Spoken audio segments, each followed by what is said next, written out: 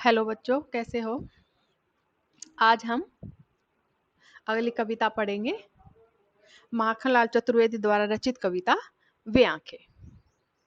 ठीक है, तो सबसे पहले तो माखनलाल चतुर्वेदी की जो ये जीवनी है इसको पढ़ेंगे हम, और इसके जितने भी ऑप्शन वाले प्रश्न उत्तर छट सकते हैं हम छाट के अपनी कॉपी में लिखेंगे।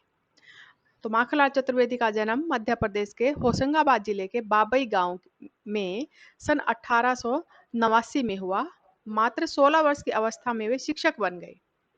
ठीक है, उसके बाद उन्होंने अध्यापन कार्य छोड़कर प्रभा पत्रिका का संपादन शुरू किया। वे देशभक्त कवि एवं प्रखर पत्रकार थे। उन्होंने करमवीर और प्रताप का भी संपादन किया। सन 1968 में इनका देहांत हो गया। ठीक है, तो जिस प्रकार से मैंने ये एक पहरा पढ़ा है तुम्हारे सामने अभी, ऐसे ही तुमने ये सारा पढ़ना है। ठीक है, और इसमें से इस पैरे में से अब जैसे ऑप्शन वाले प्रश्न उत्तर कैसे छाटे जा सकते हैं कि माखनलाल चतुर्वेदी का जन्म कब हुआ, तो तुम लिखोगे सन 1889 में। ठीक है, इनका जन्म कहाँ पर हुआ, तो लिखोगे मध्य प्रदेश के होशंगाबाद जिले के बाबई गांव में। ठीक है, कितने वर्ष की आयु में ये शिक्षक बन गए थे? 16 वर्ष की आयु में। ठीक है, इन्होंने अध्यापन कार्य छोड़कर क्या काम शुरू किया? प्रभा पत्रिका का संपादन शुरू किया। ठीक है, इन्होंने किस किस का संपादन और किया? करमवीर और प्रताप का भी संपादन किया। इनकी मृत्यु कब हुई? 1968 में। ठीक है, तो इस प्रकार से जैसे मैंने इस पहरे के ये प्रश्न उत्तर छांट के तुम्हें बताए हैं, ऐसे ही आगे इन सब में से प्रश्न उत्तर अपनी तरफ से छांटने हैं अच्छे से पढ़ के। ठीक है, तो अब हम आगे चलते हैं, कविता के सरलार्थ करेंगे। कैदी और कोकिला। ठीक है, कैदी और कोकिला कविता उस समय की लिखी हुई है जब हमारा देश अंग्रेजों के अधीन था, गुलाम था, जब हमारा देश आजाद नहीं हुआ था। तो उस समय कवि है जो वो जेल में बंद था, और उस समय जब वो जेल में बंद है तो एक कोयल रात को जब बोलती है तो उसे मीठी लगने की बजाय वो बड़ी ही कर्कश लगती है, और उससे रात्रि के समय में इस प्रकार से बोलने का कारण जानना चाहता है कवि। तो उसी का वर्णन करते हुए कवि ने यहाँ पर क्या बताया है? कवि क्या कहते हैं कि कैदी और कोकिला कविता का नाम है। सलाद करेंगे। क्या गाती हो, क्यों रह रह जाती हो, कोकिल बोलो तो क्या लाती हो, संदेशा किसका है, कोकिल बोलो तो सबसे पहले तो हम क्या करेंगे? प्रसंग। प्रस्तुत पंक्तियां हमारी हिंदी की पाठ्य पुस्तक क्षितिज भाग 1 में कैदी और कोकिला नामक कविता से ली गई है, और इनके कवि कौन है? माखनलाल चतुर्वेदी। ठीक है, तो क्या है? क्या गाती हो, क्यों रह रह जाती हो। तो इन पंक्तियों में कवि अब प्रसंग पे व्याख्या पे आ जाएंगे। कवि क्या कहना चाहते हैं? कोकिला से, कोयल से कह रही हो कि तुम, हे कोयल, तुम क्या गा रही हो। पीछे देखो प्रश्नवाचक चिन्ह है, सवाल पूछ रहे हैं उनसे कि तुम क्या गा रही हो, क्यों रह रह जाती हो। रह रह का मतलब बार बार क्या बोल रही हो। कोकिल बोलो तो, हे कोयल बताओ तो सही। लाती संदेशा किसका है? कोकिल बोलो तो। वो काट देना। ठीक है, तो यानी किसका संदेशा है जो तुम ऐसे समय में बार बार बोल रही हो, हे कोयल बोलो तो। यानी फिर से देखो एक बार, क्या गाती हो, हे कोयल तुम क्या गा रही हो, क्यों रह रह जाती हो, तुम बार बार क्या कहना चाहती हो, कोकिल बोलो तो क्या लाती हो। संदेशा किसका है, यानी किसका संदेश लेकर तुम आई हो जो मुझे बताना चाहते हो, हे कोयल बोलो तो। आगे है, ऊंची काली दीवारों के घेरे में, डाकू चोरों बदमाशों के डेरे में, जीने को देते नहीं पेट भर खाना, मरने भी देते नहीं तड़प रह जाना। कवि क्या बताते हैं? कोयल को कह रहे हैं कि मैं जहां पर रह रहा हूं वो कैसे हालात हैं? ऊंची ऊंची और काली काली दीवारों के घेरे में मुझे कैद करके रख रखा है। वहां का वर्णन कर रहे हैं जहां पर कवि इस समय जेल में बंद है। कवि जेल में बंद है और उस समय वहां पर कोयल आकर रात्रि में बोलती है। तो उस समय कवि ने ये कविता लिखी है। तो क्या कह रहे हैं? ऊंची काली दीवारों के घेरे में, मैं कहाँ पर बंद हूँ? ऊंची ऊंची काली काली दीवारें हैं उसके घेरे में मैं बंद हूँ, यानी मैं कैद हूँ। और यहाँ पर कौन कौन रहते हैं? डाकू, चोर, बदमाश के डेरे में, यानी जेल में कौन आते हैं? जो चोरी करते हैं, डाकू होते हैं, बदमाश होते हैं। ऐसे लोगों के बीच में मैं रह रहा हूँ जो चारों तरफ की ऊंची दीवारों से घिरी हुई है, यानी जेल में कवि बंद है। जीने को देते नहीं पेट भर खाना। कवि क्या कह रहे हैं कि यहाँ पर खाना कैसा मिलता है कि इतना भी नहीं मिलता कि अच्छी तरह से जी सके, सिर्फ इतना मिलता है कि पेट में गुजारा चल सके। मरने भी देते नहीं तड़प रह जाना, और इतना कम भी नहीं देते कि आदमी मर ही जाए, इतना देते हैं कि आदमी तड़पता रहता है। ठीक है, यानी ना तो पेट भर खाना देते हैं और ना ही इतना कि आदमी मर ही जाए, बल्कि इतना थोड़ा कर देते हैं कि तड़पता रह जाता है। जीवन पर अब दिन रात कड़ा पहरा, और इतना ही नहीं, उसके बावजूद भी खाना पेट भर नहीं देते हैं और बस तड़पते रहना पड़ता है। उसके बावजूद भी कवि क्या कहते हैं कि दिन रात कड़ा पहरा हमारे ऊपर बना रहता है। शासन है या तम का प्रभाव गहरा है। कवि क्या कह रहे हैं कि ये अंग्रेजों का शासन है या उनके तम का, तम होता अंधेरा, यानी अंग्रेजों का शासन कैसा है? अंधेरे के समान काला, यानी कोई न्याय नहीं है इनके शासन में। हिमकर निराश कर चला रात भी काली। हिमकर होता है चांद। कवि क्या कहना चाहते हैं कि चांद भी निराश कर चला है, यानी थोड़ी बहुत रोशनी अगर इस समय चांद की भी आती तो क्या है, कुछ रोशनी दिख जाती, लेकिन वो भी नहीं है, इसलिए रात बिल्कुल काली है। इस समय काली माँ मई जगी क्यों आली। आली होता सखी, और यहाँ पर आली इस समय किसके लिए बोला है? कोयल के लिए, कि होए कोयल इस काली रात्रि में तू क्यों जगी है। इस समय मेरे जगने का कारण तो क्या है कि पेट भर खाना नहीं मिला है, भूखा हूँ, ऊंची ऊंची दीवारें हैं, कोई मेरे साथ नहीं है। ठीक है, इतना कड़ा शासन है और मैं कुछ सोने की कोशिश कर रहा हूँ तो तू उस समय आकर मुझे जगा रही है। तो हे कोयल, तू इस समय क्यों जगी है, क्या कारण है? क्यों हूक पड़ी, यानी क्यों तेरी हुंकार, क्यों तेरी पुकार इस समय सुनाई दे रही है, तू क्यों बोल रही है? वेदना बोझ वाली सी, और जो तेरी आवाज है उसमें क्या है? वेदना है, पीड़ा है, दुख है, यानी तेरी आवाज से पता चल रहा है कि तो जो तू बोल रही है उसमें कुछ ना कुछ पीड़ा है, दुख है। कोयल बोलो तो क्या लूटा। हे कोयल, मुझे बताओ तो सही, क्या तुम्हारा कुछ लूट गया है, क्या तुम्हारा किसी ने कुछ लूट लिया है? मृदुल वैभव की रखवाली सी, कोयल बोलो तो। मृदुल, मृदुल होता कोमल, वैभव होता धन दौलत, रखवाली सी, यानी तुम जिस प्रकार से किसी धन दौलत खजाने की रखवाली कर रहे थे, हे कोयल बोलो तो सही, ऐसे में तुम क्यों बोल रही हो? क्या हुई बावली, तुम रात्रि के समय इस प्रकार से बोल रही हो, क्या तुम बावली हो गई हो, क्या तुम पागल हो गई हो? अर्धरात्रि को चीखी, जो तुम ऐसी आधी रात को चीख रही हो। कोकिल बोलो तो, हे कोयल बोल के बताओ, किस दावानल की ज्वालाएं हैं दिखी। क्या तुमने, दावानल होता है जंगल की आग, क्या तुमने जंगल में कोई आग लगी हुई देख ली है? उसकी लपटें दिखाई, ज्वालाएं लपटें दिखाई दे रही हैं जो तुम इस समय रात्रि के समय बोल रही हो। कोयल बोलो तो, हे कोयल बोल के बताओ तो सही। क्या देख न सकती जंजीरों का गहना, हथकड़ियां क्यों यह ब्रिटिश राज का गहना। कवि क्या कह रहे हैं, क्या तुम मुझे देख नहीं रही हो? इस समय मैं जंजीरों में बंधा हुआ हूँ, काल कोठरी में रह रहा हूँ, ऊंची ऊंची दीवारों से घिरा हुआ हूँ, और उस पे भी मेरे हाथों में बेड़ियां पड़ी हुई हैं। प्रश्नवाचक चिन्ह है पीछे, ठीक है, तो प्रश्न अलंकार है। कवि क्या कह रहे हैं, देख न सकती जंजीरों का गहना, यानी तुम क्या मुझे देख नहीं रही हो कि मेरे हाथों में बेड़ियां पड़ी हुई हैं। हथकड़ियां क्यों, यानी काल कोठरी में बंद कर दिया है, फिर भी हथकड़ियां भी क्यों लगा रखी है? यह ब्रिटिश राज का गहना, ये देखो, ये हथकड़ियां क्या है? अंग्रेजी शासक का जैसे गहना है उस हिसाब से डाल रखा है, हमें बांध रखा इनसे। कोली कोल्हू का चर्रक जीवन की तान, और जिस प्रकार से कोल्हू जब चलता है और उसमें से चू चू की आवाज आती रहती तो है, उसी प्रकार से हमारा जीवन भी क्या है? कोल्हू के बैल की तरह है जो रात दिन कार्य करता रहता है। हमारे जीवन का तरीका भी क्या है? रात दिन यहाँ पर काम करवाते हैं, कोल्हू के बैल के समान। गिट्टी पर उंगलियों ने लिखे गान, और उसी प्रकार जो उसके निशान पड़ जाते हैं, वही गीत हमारे जीवन में लिखे गए हैं।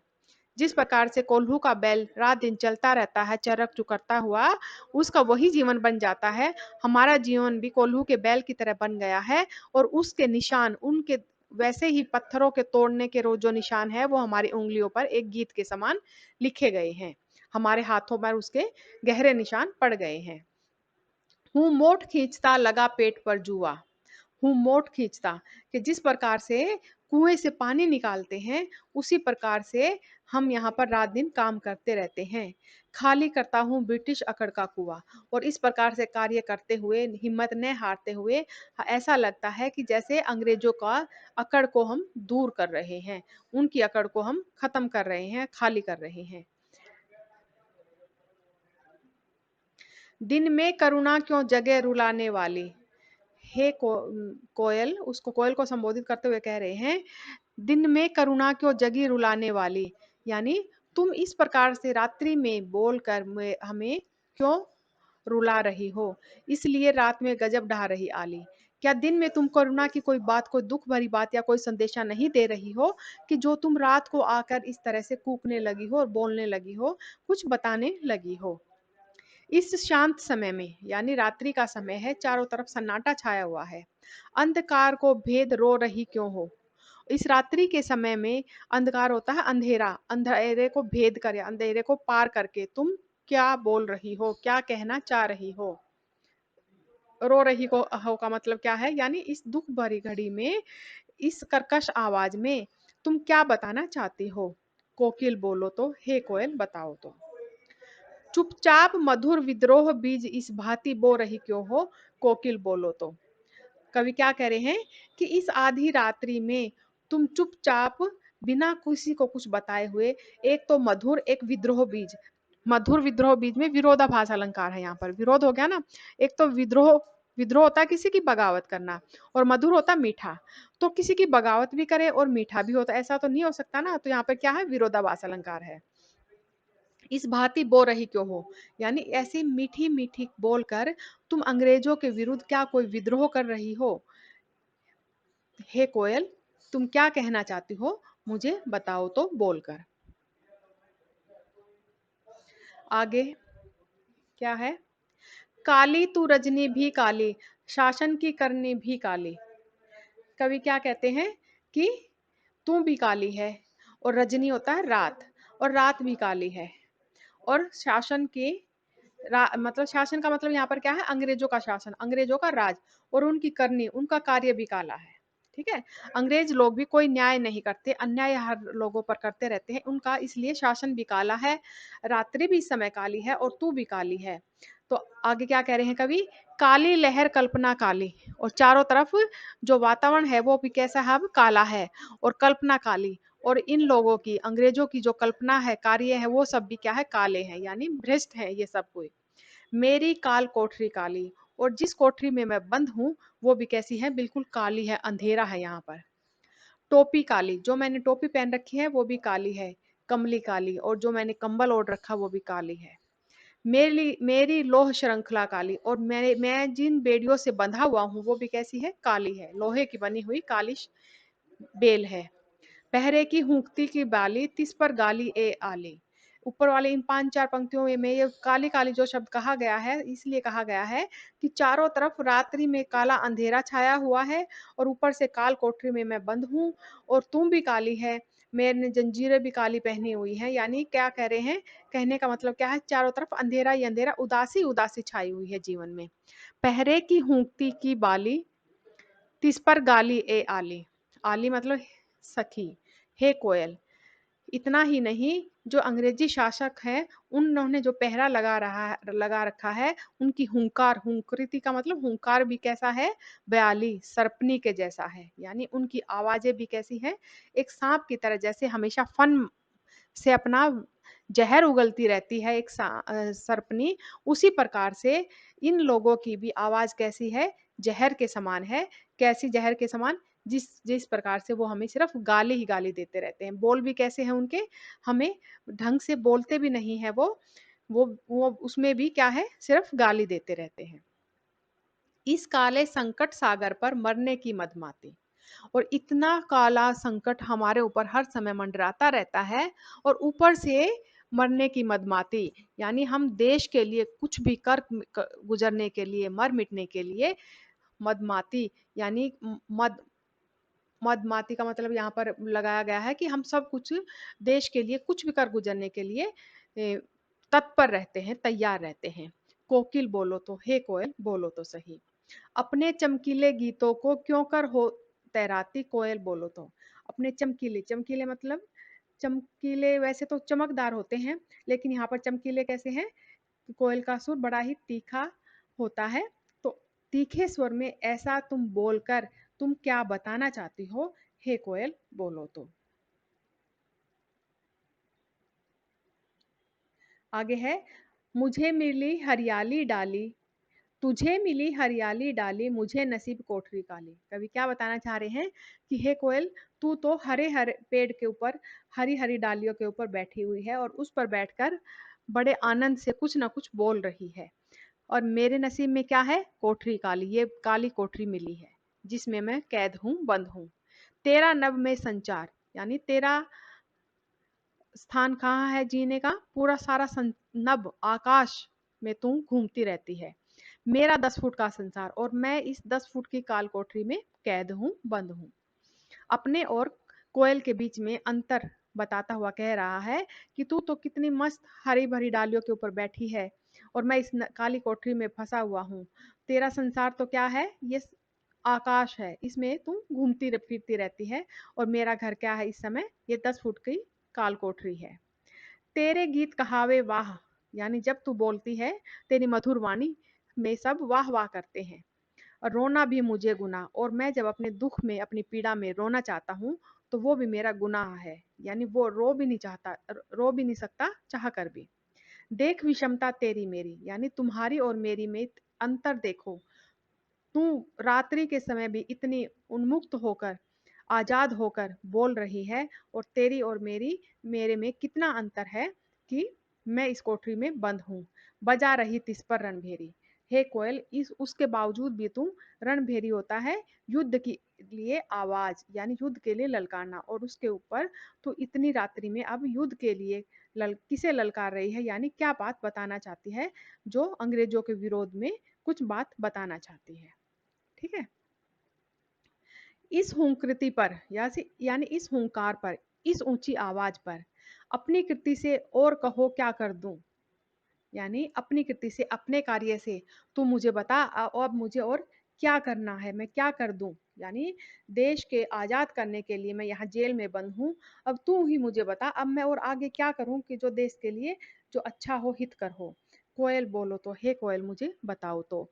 मोहन के व्रत पर, महात्मा गांधी, मोहनलाल करमचंद गांधी के लिए वो ये बताया गया है कि मोहन के व्रत पर, यानी उन्होंने जो व्रत लिया है देश को आजाद कराने के लिए, उसके पद चिन्हों पर चलते हुए ही मैं यहाँ पर जेल में बंद हूँ, असहयोग आंदोलन के कारण। प्राणों का आसव किसमें भर दूं, कोयल बोलो तो, यानी मैं ऐसे में किस के अंदर और अधिक जोश भर दूं, और अधिक देश के हित के लिए कार्य करने के लिए किस में मैं वो जोश भरूं, वो रस भरूं, हे कोयल बोलो तो। ठीक है। तो यहाँ तक थी हमारी कविता।